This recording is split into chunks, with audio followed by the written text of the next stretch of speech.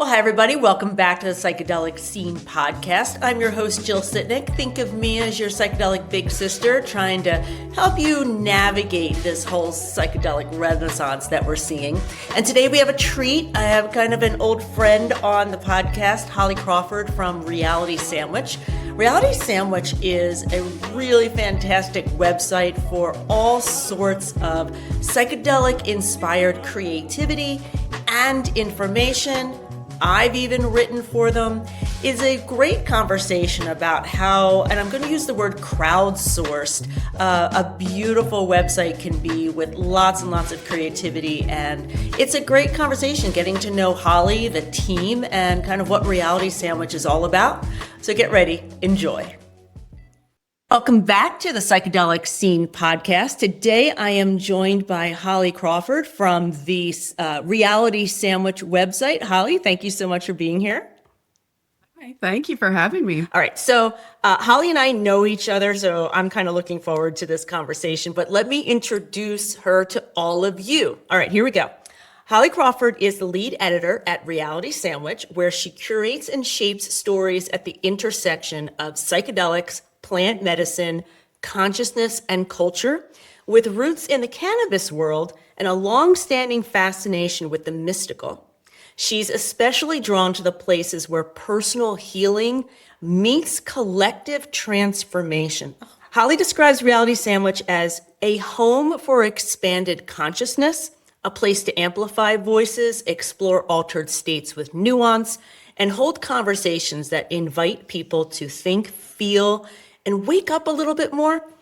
She's also a writer, a creative strategist, and devoted journal keeper living in Seattle. And I just have to give Holly a little bit of a plug. I have written for Reality Sandwich, and the process was seamless and lovely feedback and just beautifully paced as the process. And of course, I have a lovely piece up there. So that's Holly from my perspective. But Holly, welcome to the show. Right. Introduce yourself to our crew over here. Give us your origin story. How the heck do you find yourself talking on the Psychedelic Scene Podcast? Okay. Yeah. Well, thank you for the wonderful intro and having me here. It's great to see you again and chat with you again. I loved working with you on Reality Sandwich, and I first interviewed you, so it's fun to be on the other side of this. Who knew? Who knew the way the world would go? I know. I love it. I love it. So how did I end up here? Kind of like my bio said, I want to say kind of landed in the psychedelic space through cannabis. I grew up in the Midwest, like a joint lands you in jail kind of thing. I grew up in a religious environment. So I could not wait to get the hell out of the Midwest and out to the West Coast for a more relaxed lifestyle, immerse myself in the cannabis industry and see if there was a place for me there. So, I finished college, got a degree, and then went and lived in my car on a pot farm, as one does. So, things kind of snowballed through there. I worked in the cannabis industry for a long time. I trudged my way through that world and helped launch brands and build companies and in Oregon in the regulated cannabis market. And then I quit my job right before the pandemic, thinking I'm going to take some time off of work. I'm burnt out. I'm exhausted. I'm going to take 6 months off. So I was sitting on a floating dock drinking a fishbowl Bloody Mary in Panama when I get all of these notifications that, the universe is shutting down and I either need to get on a plane home or maybe drink fishbowl cocktails forever. Never going home. I can see where the pause in the decision making was. Yes, but I went home and I'm thinking, okay, well, it's not a good time to get a job. No one's hiring right now. I'd been working in sales and marketing and brand management, things that really required a lot of face-to-face. So I needed to pivot. So I kind of decided to start my own thing. I launched my tiny little agency called Post Gold, and I set out to do some marketing, copywriting, editing, things in that universe.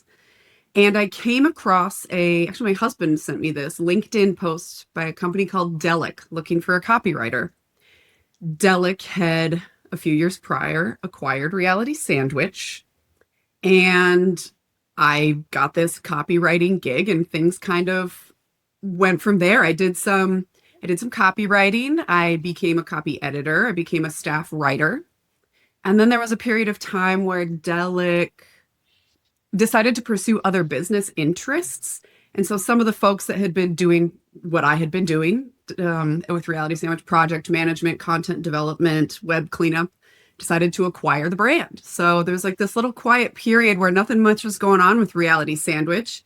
And a few of my colleagues that I work with there now decided to acquire the company, and we wanted to give it new life. And so that's what we've been doing these last few years, is kind of reimagining what Reality Sandwich had been for a long time and trying to bring it back to its roots.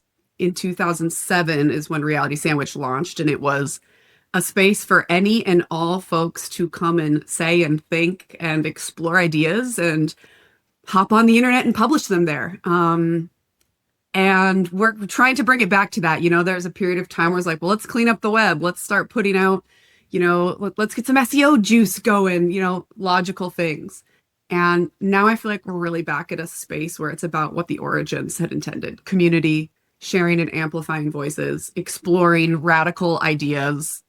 People come to me and they're like, I got a thought for an article, but it might be a little taboo. I'm like, you cannot freak me out. I swear to God, there is nothing too taboo. Drop it on me. So yeah, that's what I've been doing the last few years with Reality Sandwich, is helping put interesting, beautiful content on the site, working with authors who want to learn how to write better or communicate in their own way. And that includes, our Share Your Experience series on YouTube. Not everybody wants to write about a story, but they feel more comfortable just talking about it. We've got room for that. Putting our app together. Yeah, keep them busy over here at Reality Sandwich. And it's been so much fun.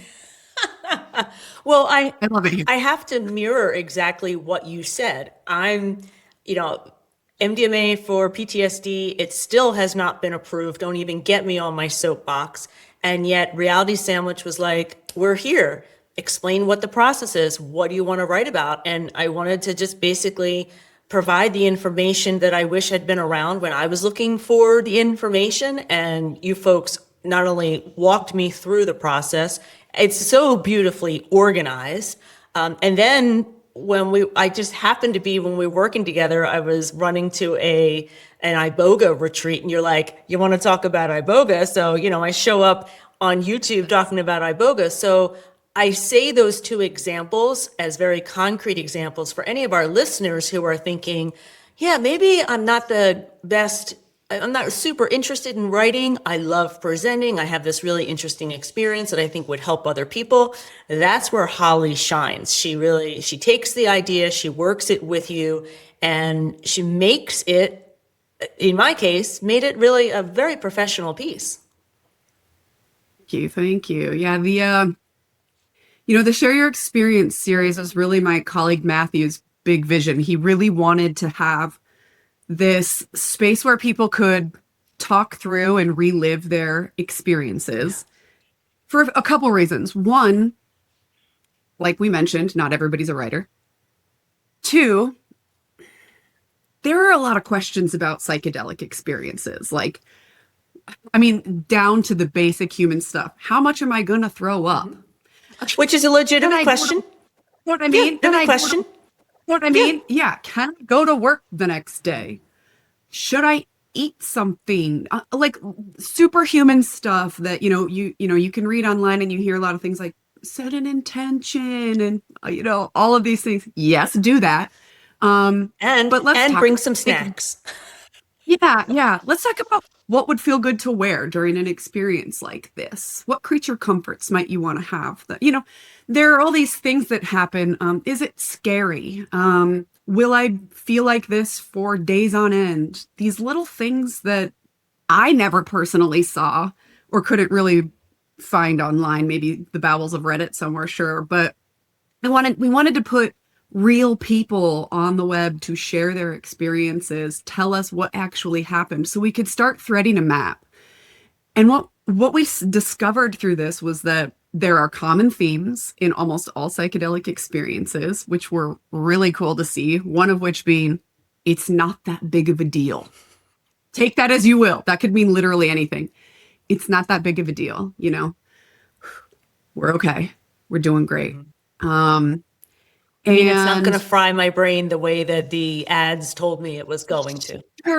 sure. And also just in a bigger sense too, like this existential dread that can sometimes take over, or the panic, anxiety, the worry, remembering like we are just these built up little balls of energy in these meat suits flying through space on a small little rock. Like, we're all going to die.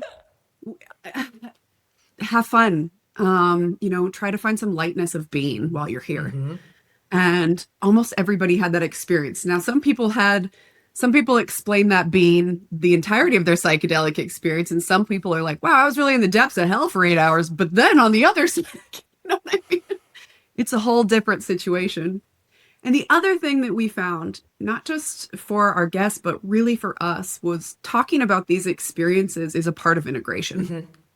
Reliving them helps you see them from fresh perspectives. And I can't tell you how many times I've heard people say something that triggers a memory for me from a psychedelic experience. I'm like, whoa, I never thought about it like that. Thank you so much for framing it that way.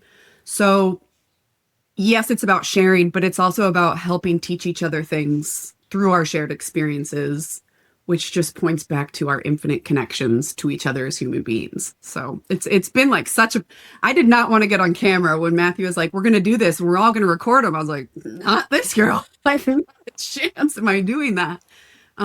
So it's been so good for me to come out from behind the screen a little bit and connect with people this way and build my confidence to be able to share my stories too. It's been really cool. Well, thank goodness you're comfortable in front of the camera. I mean, heck, this wouldn't have happened, right?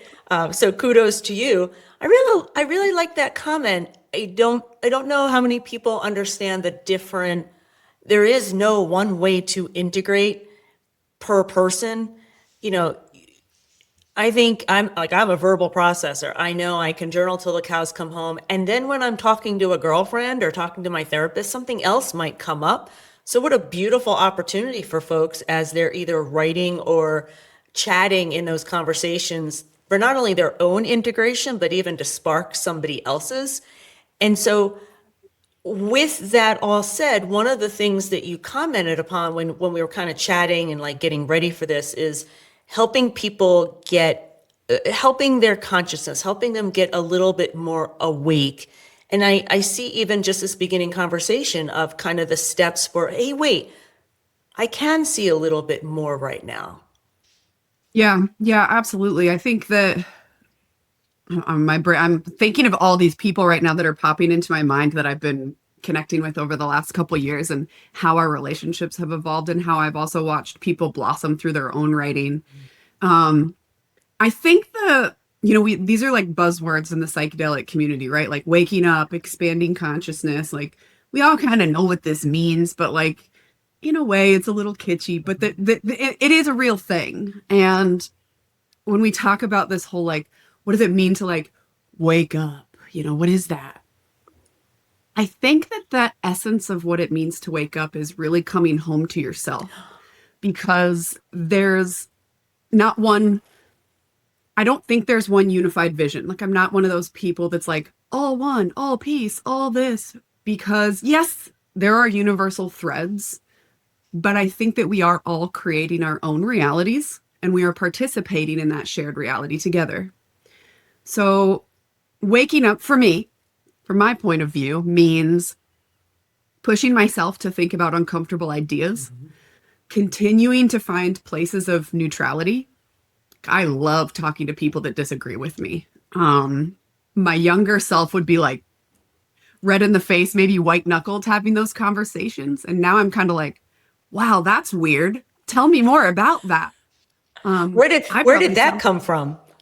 Yeah. Well, I probably sound crazy to you. This is so fun. So for me, waking up feels like finding this central point of neutrality and understanding that I know very little about the big picture of all of whatever this is we're doing here and beyond when we die and what exists outside of us that we don't even have words for.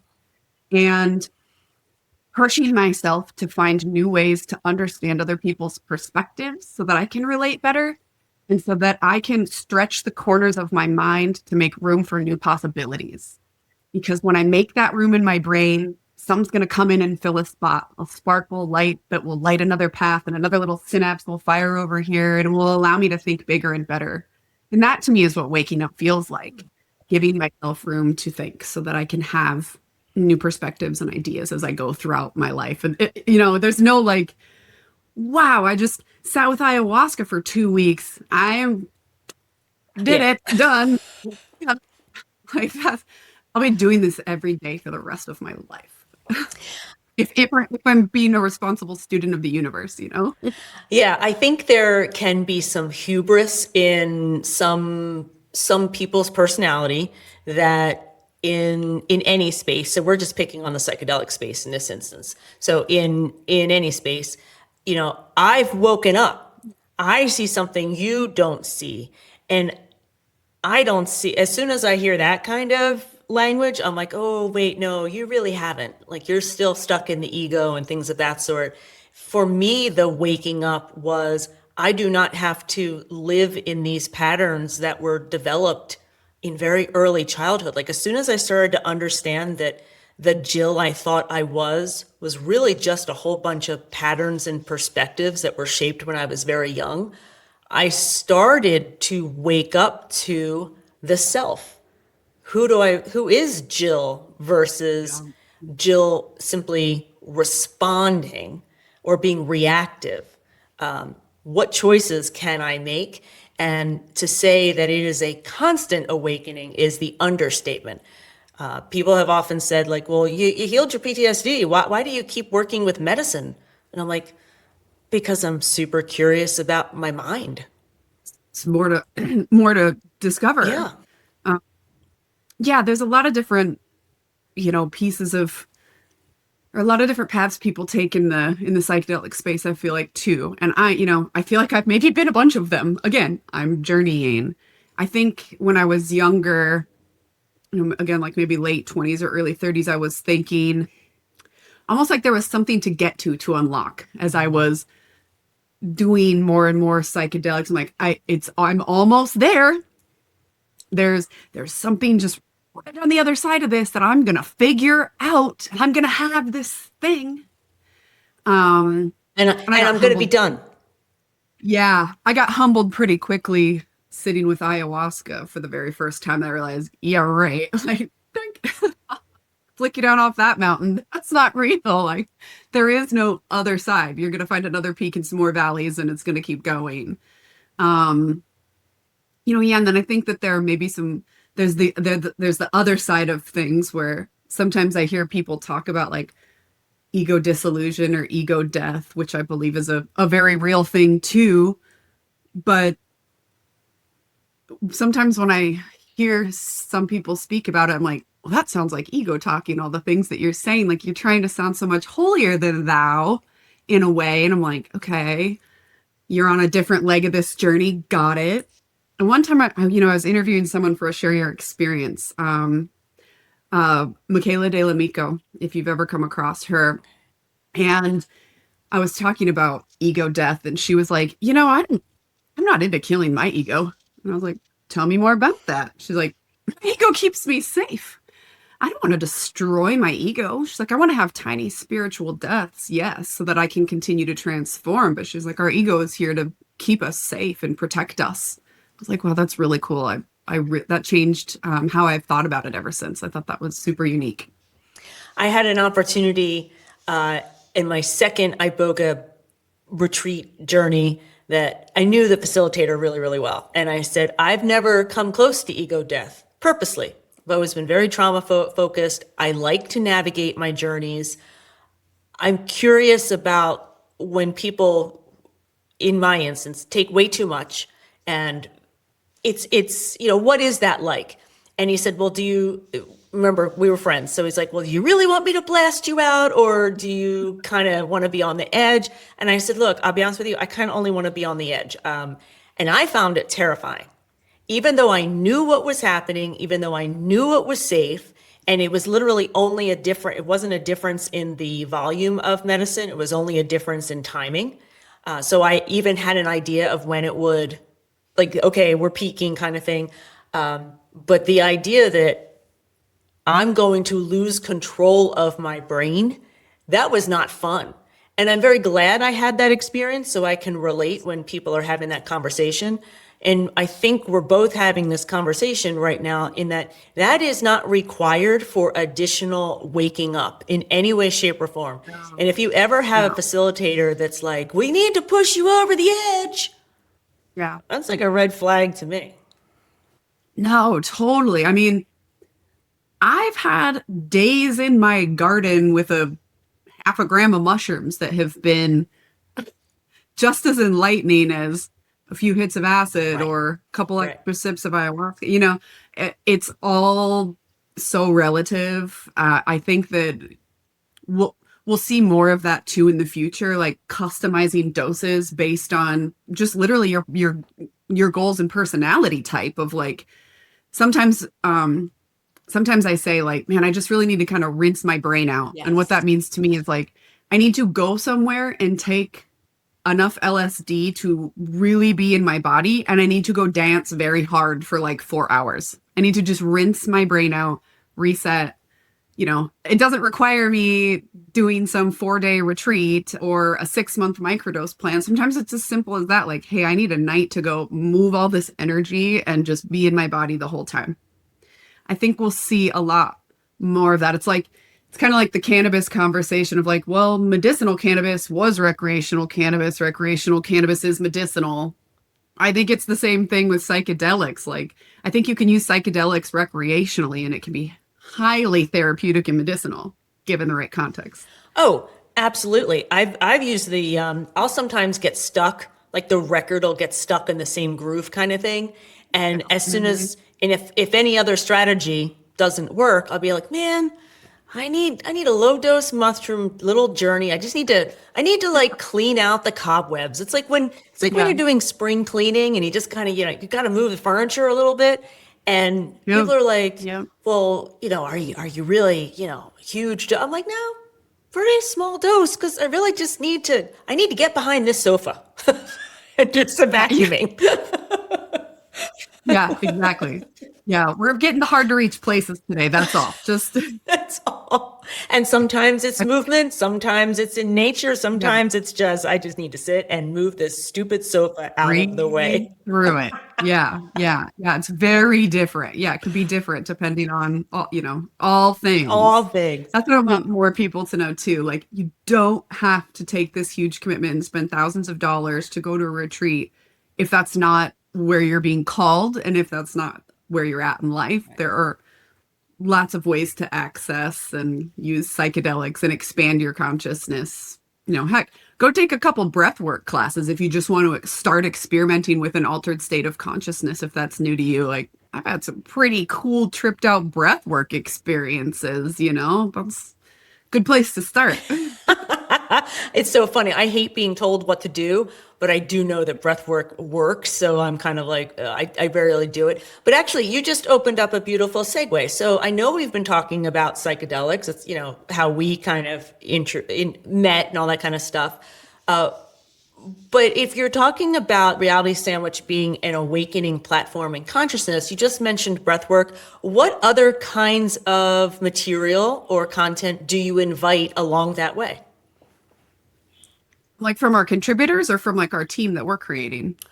Or both? Oh gosh. I mean, because I was a contributor, that's where my mind went, but I'm happy with both of the answers. Yeah. Well, they're kind of the same answers, I suppose. Because we create for ourselves, first and foremost. We've kind of a small team over here at Reality Sandwich. It's me and Matthew and Kyle, Katie and Nick. That's our team right there that does the majority of our core work, builds our apps, our website, puts our music together, creates our art, all these things. And we make it for us.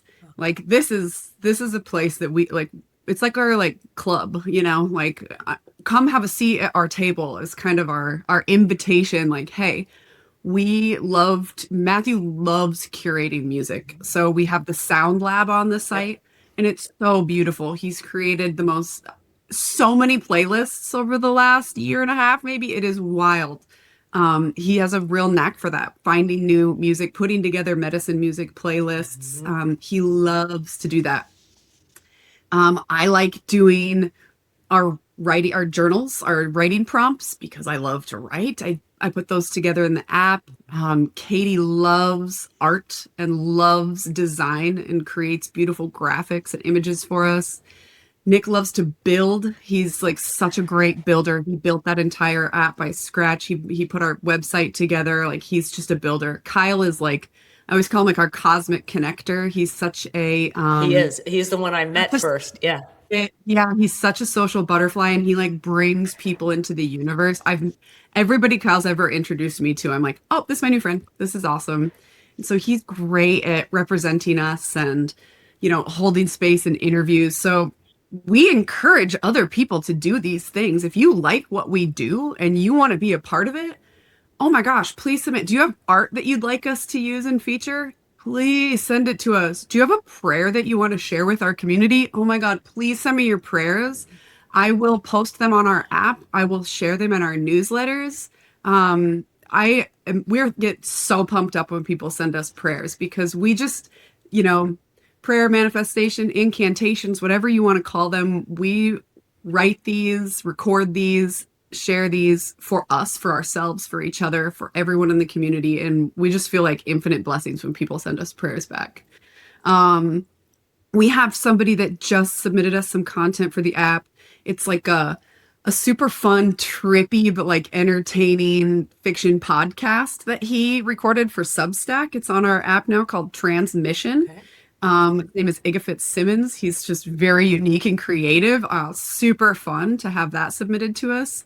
So there are an infinite number of ways that you could come and create with us. Hey, if you have an idea for a video or interview you want to record that we could share on our YouTube that fits within this universe, hit me up. Like, I want to hear your ideas.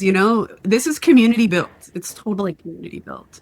I'm loving the whole community aspect that you're talking about. Obviously, I was part of that community, so I like that. So tell me a little bit more. The app, how old is the app? What was the thinking behind the app? How was the organization? How's it going? Like, tell me all about the app. The app is new. We launched, I want to say, last January or February.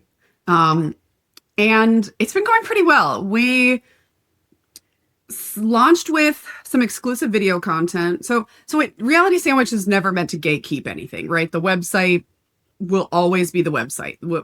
There's no paywalls to access anything on the web. The app, yes, after a 3-day trial, is a $25 a year situation. But the point of that was to add more exclusive content to the app in addition to everything on the web. We kind of live in an app-centered universe. So being able to watch our Share Your Experience videos there, pull up our music, read articles, that sort of thing, felt cool to have that in a quick scrollable place and do some value add. So, we record daily prayers. Not going to lie, we're behind on the daily prayers. Don't fault me. I was not trying to call you out, I promise. We have writing prompts there, and we have some series like Matt and I recorded a What is Consciousness series was our first launch, which was really fun. We wanted to just, and again, like having some conflicting opinions, which he and I do about free will versus determinism. We started with something simple. What is a sandwich? What is the sandwich? Is a taco a sandwich? No. Is a hoagie a sandwich? Yeah, see, like there's what is it something you hold in your hand? Our consciousness determines our reality, and it's just interesting when you can play with each other with these ideas. So we recorded that. We started a Medicine Keepers series. This will be kind of ongoing, chatting with folks that serve medicine and are open to sharing stories that they can comfortably share without breaching confidentiality, of course, but more like recurring themes and how to vet and prepare for these experiences. Yeah. I met up with a good friend who's also a contributor named Angus, who we put together kind of like a history of psychedelics, and following them through time. That was super fun. We have a human design series that's a little bit in the works that should be coming out next year. Yeah, we put together, oh, what's the other thing? The plant medicine sourcing guide. So a lot of people reach out to Reality Sandwich wanting just, oh, we just want to advertise on your website with our products. And we're like, well, we don't really do that. Like, it's not really like a money machine over here. We're not just like, yep, sounds good. Like, that's not really how we go. But we'd love to try and vet your products and see if it's something our community would be interested in. Obviously, knowing this is kind of like gray at best for some of these items. So it's like, we all, but our plant medicine sourcing guide talks through products our team has personally tried, brands we've actually worked with, and our just like honest take on what this is. Hey, you're going to try Amanita. This is how to understand dosing. These are a few of the products that we tried, and these are the effects we experienced. So that's kind of a high value piece, I feel like, from our team having put together so many of these, experiences. And then we have kind of a future looking roadmap of stuff that we'd like to add over time. Book reviews. That's one that Matt and I have done. We have like a little book club, and then we get on and talk about the books that we've read. So yeah, all sorts of fun stuff. It's just like, what kind of cool stuff do we want to do together as friends, and how can we put it together on the app to share with the community in this way? I'd like to bring some sort of community, forum in there so that we can actually all connect and chat in there outside of like Discord or comments on the website. So it can just feel like, hey, Safe. we can just literally finish. Yeah. Safe, and everything just here, like all of these thoughts and ideas and stuff that we can be safely contained within this space. Yeah. Beautiful. Yeah. It's so funny when you were talking about it, I kept hearing collab, collab, collab. Like, if you're out there doing some really cool stuff, and the idea of writing an article is like, but you'd love to do like a 3-part series of some sort, to add a little bit of dimension, maybe, is kind of the word I'm looking at, that the richness of the app allows for that to happen. Yes. Yeah. Yeah, exactly. And I mean, yeah, sure, there are like some parameters, but like I was saying, like, we're just reach out. Like, you got a cool idea that seems to fit within what we're doing. Let's talk about it and figure out if we can put something together. It's just similar to how we curate content. People reach out to me and have an idea for an article. I'm like, cool. Let's, you got an outline? Let's talk about it, and sometimes I get pieces of work that come across my desk and I'm like, damn, this is flawless. Like, this is so sweet. Thank you. Let's get this moving through the site. Yeah. And sometimes I get work and people like, I've never really written anything before, but I have this story. What do I do? I'm like, okay, cool. Let's talk about it. Let's go through what it means to build a story that engages readers. And it is something that keeps them scrolling. Yeah. That's what that's what I love to do. I love helping people find their voice and sharpen and fine tune. Because, I have editors. Are you kidding me? I'm not immune to this. Like, we get in love with our little sentences and our purple prose and these extras. And it's like, well, that was really important that I mentioned I'm a Scorpio. It's like, well, it isn't, but I get what you mean. Like, so I love kind of cut through bullshit, but keep people's words beautiful and help them shine. Like, that is my favorite thing in the world to do. Yeah. Yeah. All right. So this is a Jill question. So it's really interesting. We're talking about community and, with the potential for some psychedelics to actually be FDA approved or rescheduled. And because we're both in this space, we know that the race for profit is pretty dense. We know the companies are really pushing forward. Do you ever see the idea of like a biopharma CEO writing for you folks? Like, are you ever going to say, no, or I guess I shouldn't put words in your mouth. What's your plan? Are we also going to include business people, or are we going to keep it more grassroots? And it's totally okay, even if the answer is we're not sure. We just know that we're still in this wild, wild west right now of psychedelics. And at some point, it's going to become very above ground. And how do we all handle when the marketing company of a biotech wants to talk to you? You know what I mean? Yeah. I mean, yeah, let's get on a phone. But my first thing I'd say was, are you willing to share your experience for our YouTube? Tell me your story with psychedelics. Let's start there. I'm, I don't want to be the NIH of psychedelic research. Like, we're not trying to just do that. That those things will always exist. Do I want to digest research and write it in our reality sandwich voice in a way that readers can understand what's happening in the future? Yes, because it's complex and crazy. Do I also want to make sure that we're digging into follow the money kind of a situation? Yeah, I'm skeptical. You know what I mean? Like, I'm for sure skeptical. Yeah. I don't like big pharma at all. I have deep respect for medicine. I have deep respect for medical research. And I also am aware that those things can be bought and sold. So, I'm skeptical. If someone from a pharmaceutical company is pushing the first to market, over the, prescription daily ibogaine capsules or something, whatever, like, Wait. yeah, I want to talk to you, but I want to talk about your experience first and why you even wanted to do this work. And now let's also talk about if this honors the integrity of the medicine, because for me, that's where I start to have, I don't know, I haven't drawn a line in the sand yet because I don't think there can be one, but I think that psychedelics should just be free and available, and we should be using them medicinally as if we were living in some days of old, foraging and finding and sourcing these things in the wilderness. Obviously, the world that we live in, and I understand that. And we should have these medicines available to more people. But I'm nervous about what will happen if full legalization does take hold. And I feel like I still personally will probably stay in the underground as much as I can.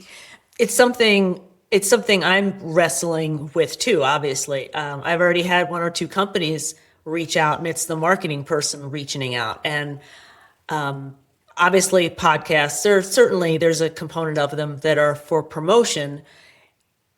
And with that said, I don't want to become a marketing machine for a for-profit company when a treatment they're going to propose is like $50,000. Like, Right. so it'll be a really, But also, like, people like you and I should be the people that they talk to, because we're going to know the right questions to ask to based on actually working with these medicines, knowing people that use these medicines that aren't just like Silicon Valley folks trying to get enlightened so they can build their next billion-dollar business. right, or trying to push through their management consulting issues so that their business can go to the next step.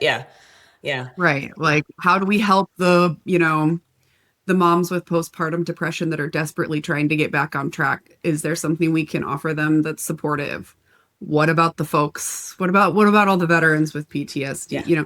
These practical situations that are not, the big pharma probably doesn't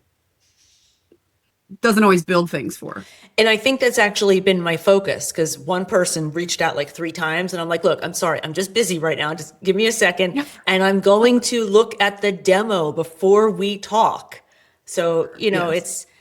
I've got that kind of lens on too. There's zero reason for me to chat with someone who I think is disingenuous. And I think it'll be interesting, the two of us, how many of those kind of pitches we start to get in 2026, 2027, 2028, Yeah, absolutely. They will They come. will come. Yeah, for sure. They will come. Yeah, exactly. Like, yeah, let's sit down, share your experience. I want to hear about the first time you did this, and let's talk about it. Yeah. Why is this so important to you? Yeah, let's really have that conversation. Yeah. Yeah, All absolutely. right, Holly, the toughest question and the question I love the most. You ready? Right, yeah. What question have I not asked that I should have asked? You should have asked me, what do we think is the most important work that we do at Reality Sandwich? Oh, I like You that. asked me a lot about what we do at Reality Sandwich and who it's for and those types of things, but what's the most important thing that we do at Reality Sandwich? And And that is building one-on-one relationships. We are very much a quality over quantity kind of an organization. Everybody that comes through our door gets to interact with us, at least one of us one-on-one. It's super important to us that we stop and have conversations with every single person we encounter, stopping for everyone, because you never know where people are at in their journey, or why they landed in your inbox, or why they text you, or why you rear-ended them in the grocery store parking lot. So this is an ethos that we all, I believe, practice in our daily lives, but that we really keep as a central focus at Reality Sandwich as well. I have made so many magical friends and connections over the last couple of years with Reality Sandwich. I feel like I have friends all over the world. And that's because I really do enjoy taking the time to get to know everybody, talk to everyone, encourage people to connect with us. And especially in our digital world, I work from home. I'm behind a screen all the time. And I think a lot of people are like that these days. We don't have the opportunity for as much connection as maybe days of old, but I think you can still have very authentic connections in this digital universe that we have. It might just, it takes checking in and takes a little bit more conscious thought. So I think that's one of the big things that we're proud of at Reality Sandwich, is just, we really care so much about everybody that reads our work. Are you kidding me? Like, I write an article and somebody replies and is like, hey, this was cool. It made me think about something. I'm like, really?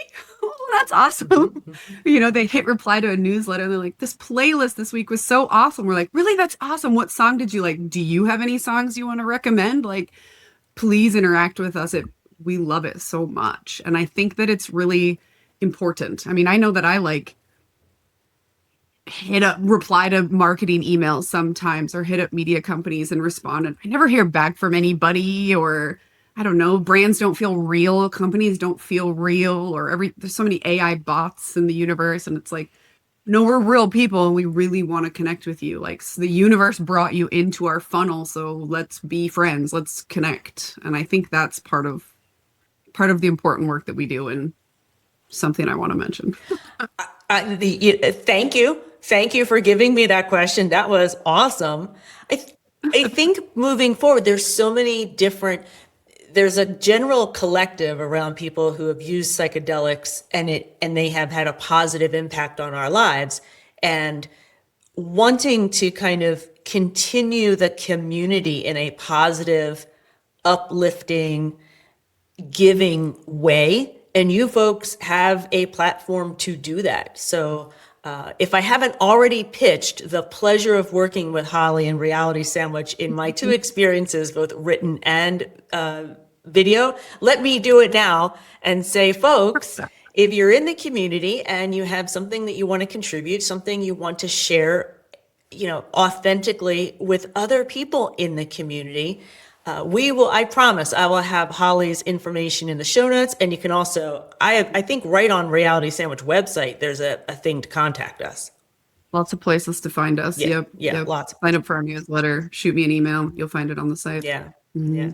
All right. Are you 1,000% sure there isn't anything else I haven't forgotten to ask? Because that was a really good question I didn't ask. Well, let me just say too, Reality Sandwich is not only for people that have experimented with psychedelics. We're out here talking about aliens and psychics and dreams and anything that exists maybe in counterculture or the weird and wonderful universe that we live in. Like, we don't have to talk about tripping all the time either. Come over and tell me about the beautiful herbs you're growing in your garden and why those are so healing for you. This is a place to come and be who you are and talk about the journey of being human and what you're learning along the way. Oh my gosh. That was lovely. Holly, I can't thank you enough for spending time with me. I feel like I'm just kind of sitting down. We should be like at a coffee shop, but this was. I know. This is delightful. Thank you so much. We'll meet someday in person, I guarantee. I know at some point. I don't head over to Seattle all too often anymore, but at some point I guarantee I'll be out there again. So that'd be awesome. Thank you so much for having me. This was great. Thank you. So there you go, all you creative folks out there. Reach out to Holly if you have a little bit of writing, if you have a little bit of music, a little bit of poetry, a prayer. And also Jason over at psychedelicscene.com, he also encourages art and music, and if you're interested in writing for him too. So you basically have two lovely outlets to share your art, your inspiration. Us at psychedelicscene.com and Reality Sandwich. You can't go wrong with either one of us. Head on over to psychedelicscene.com. Check out all of the other content. Jason is our music guy and just loves to post about that stuff. And he's the one who keeps the lights on, so feel free to buy him a little cup of coffee if the content is something that interests you. And so until next time, family, take care.